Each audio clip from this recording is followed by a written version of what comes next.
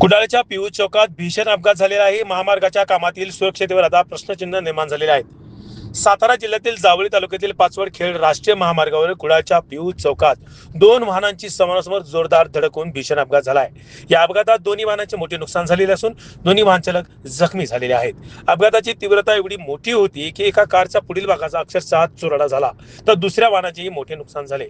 वाहनाच्या काचा रस्त्यावर विखुरलेल्या होत्या।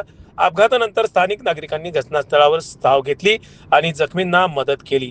दरम्यान कुडाळ पोलिसांनी घटनास्थळ दाखल होत असताच वाहतूक सुरळीत करण्यात आलेली आहे। मात्र या अपघातामुळे पाचवडखेड महामार्गाच्या सुरू असलेल्या कामातील सुरक्षतेचा मुद्दा ऐरणीवर आलेला आहे। पियूष चौकाच्या रस्त्याचे काम सुरू असतानाच आवश्यक बॅरिकेडेड, त्याचबरोबर दिशादर्शक फलक, रिफ्लेक्टेड व अपघात रोखण्यासाठी कुठल्या परिस्थितीची त्या ठिकाणी उपाययोजना करण्यात आलेली नाहीये। त्यामुळे स्थानिक नागरिकांचा संताप देखील व्यक्त करण्यात आला आहे। महामार्गाचे काम गेल्या काही महिन्यापासून संत गतीने सुरू असल्याने वाहन चालकांना मोठ्या अडचणींना सामना करावा लागत आहे।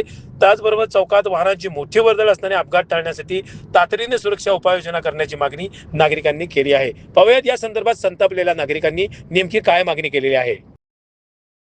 एकंदरीत हा जो काय अपघात झालेला आहे यावरून आपला सर्वांना एक गोष्ट लक्षात घेणं गरजेचं आहे की सुरक्षा पूर्ण महत्त्वाची आहे। यासाठी या रस्त्यावर डिवायडर तसेच स्पीड ब्रेकर याची उपाययोजना जे कोण अधिकारी आहेत, या रस्त्याचे कोण कामकाज पाहतात, इंजिनियर्स वगैरे आहेत, त्यांनी कृपया ही नोंद घ्यावी की जे स्पीड ब्रेकर आहेत किंवा जे डिवायडर आहेत ते कृपया या रस्त्यावर टाकावेत। गाड्या खूप वेगाने येतात, अजूनही रस्ता पूर्ण म्हणजे क्षमतेनं चालू नाही आहे, तरी पण जर अशी अवस्था होत असेल तर आपल्याला नक्कीच याचा विचार करावा लागेल। कृपया आमची प्रशासनाला आणि जे अधिकारी आहेत रस्त्याचे त्यांना विनंती आहे की काहीतरी आपण उपाययोजना करून सामान्य नागरिकांचे प्रश्न सोडवावे।